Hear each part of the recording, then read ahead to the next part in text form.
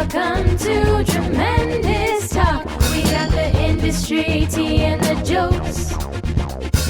Actors, directors, musicians, and more. You're listening to Tremendous Talk.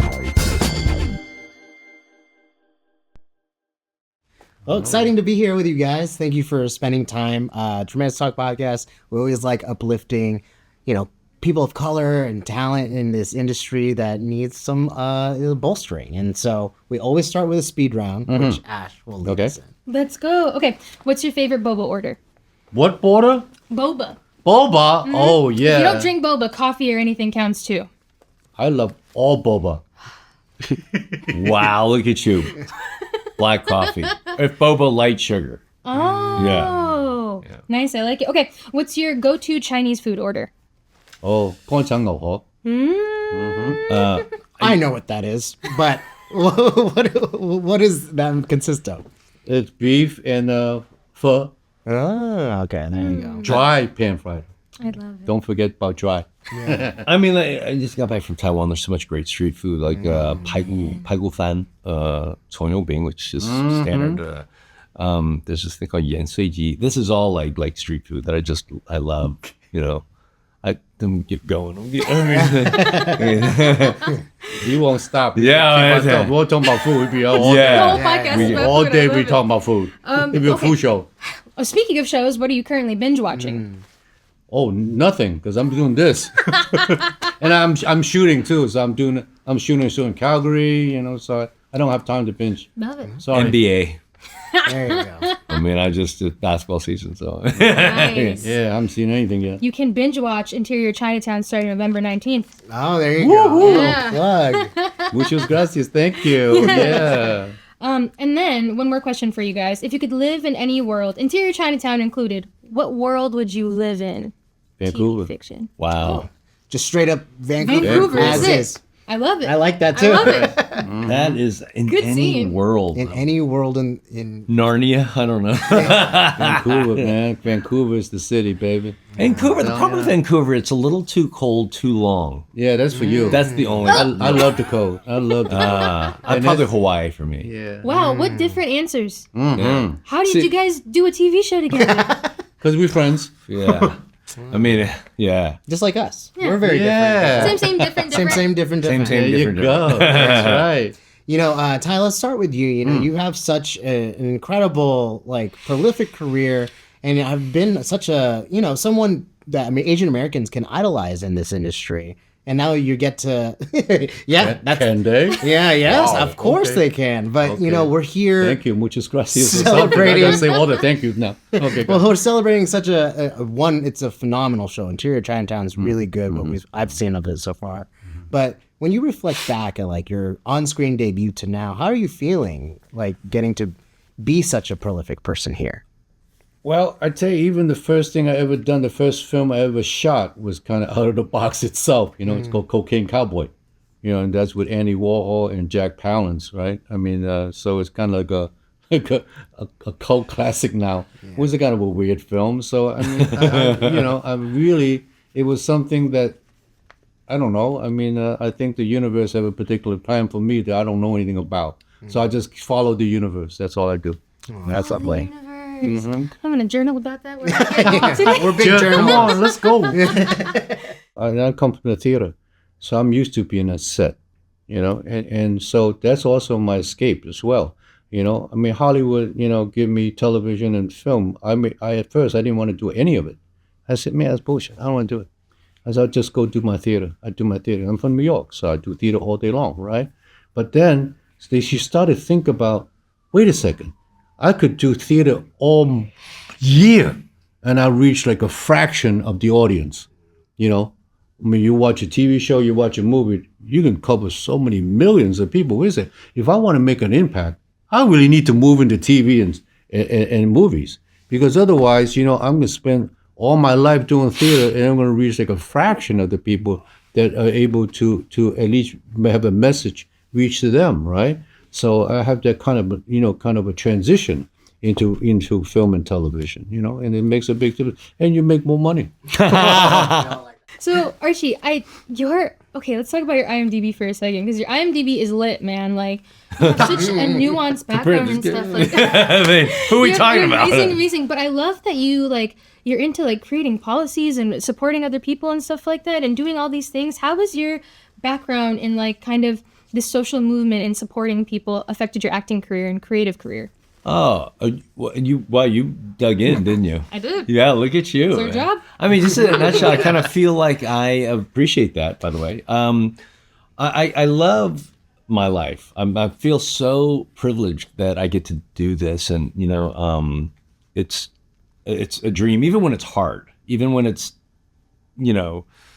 terribly disappointing. I still couldn't trade it for anything. I love it. But I only have the privilege of being able to do this because when I was young, very, very young, my mom was an immigrant.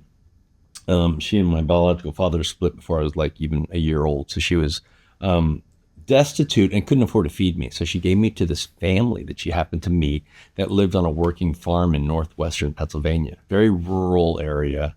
And luckily she got very lucky. I mean, this family could have been doing experiments on me. But they were like salt of the earth, just fantastic people. And I didn't know for the first, 4 years of my life that I was even Asian. Because they had 5 kids of their own, but they didn't treat me different at all. So I grew up a little farmer boy, rooster, I get up, put on my overalls, go out and feed the chicken. Anyway, my point is, and then when my mom was able to get back on her feet and come and get me eventually, and I started my new life in Virginia, I wouldn't have been able to do any of this sitting here talking to you right now if I didn't have that opportunity, this family that was benevolent enough to take me in, and this, this little immigrant woman who couldn't really even speak English gives me the opportunity to do all this. And I know much later in life, they were able to see me on TV. So it's pretty cool, right? So now I just think it's, if I could afford anybody else the opportunity to have that, you should. Jesus, we get 15 minutes and I'm gonna cry. Dude, that's so. I need to spare go hug my 5 or 10. mom. You see, I knew that about him, but I didn't want to say anything. I said, I'm not So going to say he's that. saying he could have made you cry too. You got a tear over here. That's beautiful. Tissue? No, thank you. I was gonna say it kind of reminded me of Superman, like Clark Kent. Yeah, that's right. Wow. It's kind of like a Yes, cool that's little right. parallel I guess there. so, yes. Yeah. Well, that's where I got that story. I just made it Yeah, up. Krypton. We're on Kansas. My dad, Jonathan. Yeah. Just was such a good. The planet of example. Krypton. Yeah. Oh, what? I love it. We'll open this up to both of you because, like I said, Interior Chinatown's a phenomenal show. I actually remember speaking to both of you on the Modelizer carpet. It was like sometime last year, and you were both teasing that this show was unlike anything that you'd ever seen, and you're absolutely right. Like it's so inventive, and it has. Did we say that? I guess so. He's quoting us, man. Yeah. It's got to be true. At the Tremendous Talk podcast, we talk a lot about AAPI representation, and I'm sure you guys, you carry that on your chest and wear on your sleeves as well to be good representation for this community. But what do you think this show specifically is going to do to push that needle in terms of how we speak about Asians in media?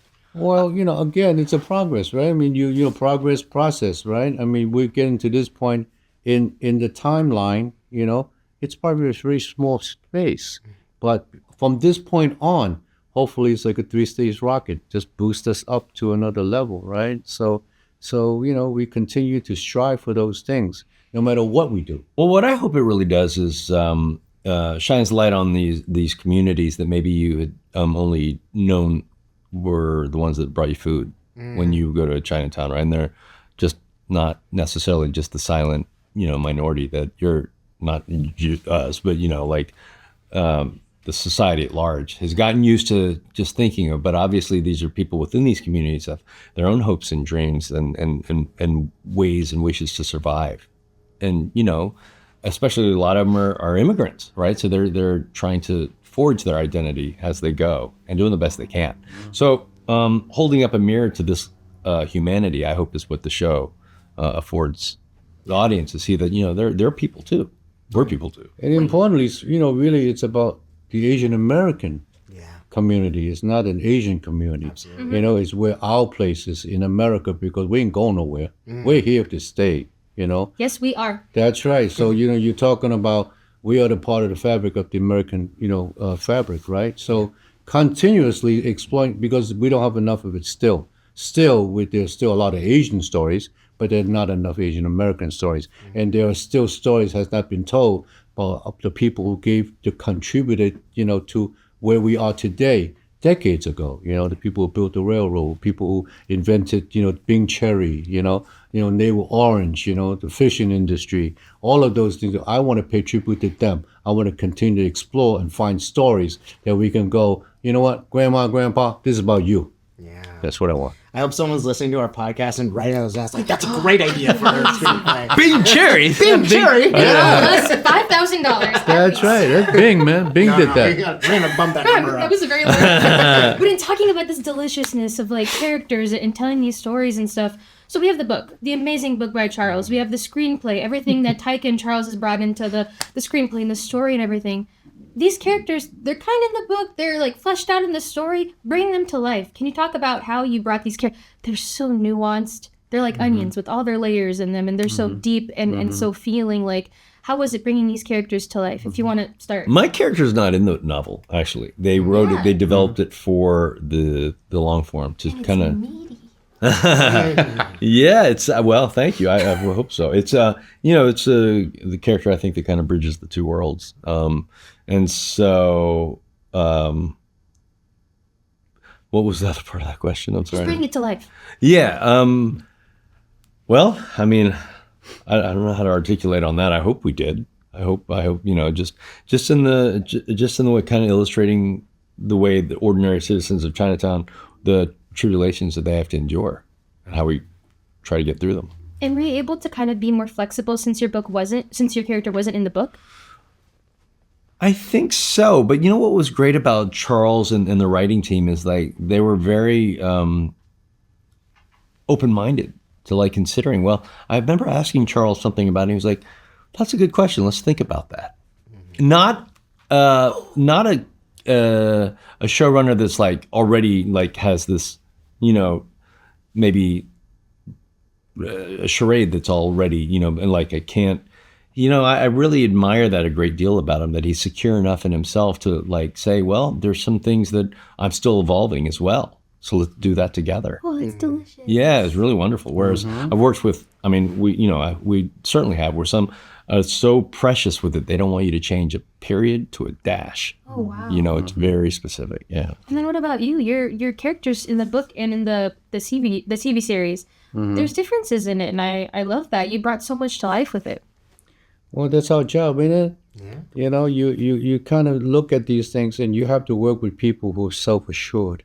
They have to trust the fact that they make the right casting, okay? Because otherwise, then if you second guess yourself, then you second guess the actor. Because we are all our stuff's very surface, on the surface, all our emotions, all our reactions, all the things that we feel and touch and see and smell and taste, right?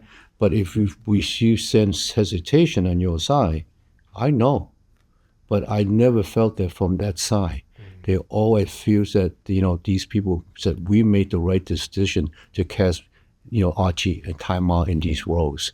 So I feel completely free and open to explore, and that's what you want. You want to create a safe environment, for your cast, to feel safe to explore.